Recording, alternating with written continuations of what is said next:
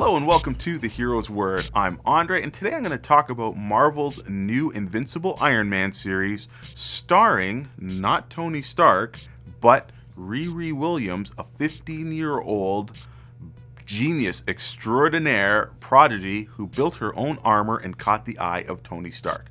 So if you're a Marvel fan, you probably read Civil War 2, and even though that series was late and kind of spoiled within the first issue of Infamous Iron Man as well as Invincible Iron Man, you should know by now that Tony Stark has put himself in a self-induced coma in order to repair himself, repair his body. But before doing that, he copied his brainwaves and made an artificial intelligence AI that is going to help Riri Williams become Iron Man. Now, I know what you're thinking. You've probably heard this story before. Yes, Tony Stark did this way back in the early 90s in a story arc where he had to heal his body and he passed on the throne of Iron Man, or the mantle of Iron Man, to his friend Jim Rhodes. I think that was in Iron Man issue 284. Pretty cool run that kind of resulted in a rift between him and Rhodey because he didn't tell Rhodey at the time and they were best friends. Same thing's going on here. The superhero community does believe that Tony Stark is dead, except there is this AI running around with Riri Williams. So far, this series has been pretty good. It's brought to you by Brian Bendis, and they're on issue number 3, and Stefano Caselli is killing the art.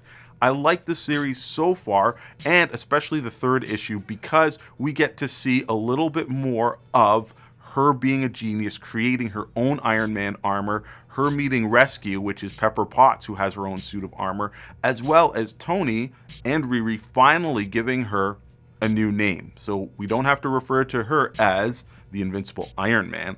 Her name is Ironheart. Kind of a cool name, kind of a cool spin on the Iron Man, title, and I hope this gets put on the front of the comic book because it is a little bit confusing because some of these covers you cannot tell that this is a female character. It's just a person in a suit of armor.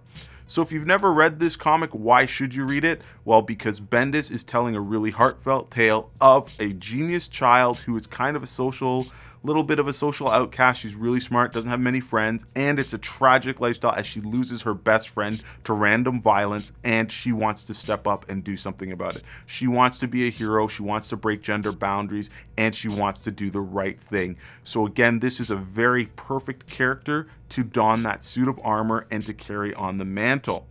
On the other side of the Iron Man tale, we have Infamous Iron Man, which I mentioned before, and this is Dr. Doom looking for redemption in the suit of armor. So we've got this whole theme of redemption and doing the right thing by being an Iron Man.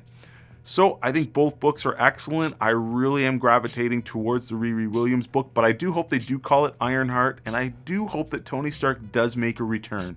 He's Marvel's biggest icon in the movies, which does translate into people wanting comic books with Tony Stark. So Marvel, let's not forget about Tony Stark and some of our other big name male heroes who right now are on the sidelines. I'm Andre, and that's The Hero's Word.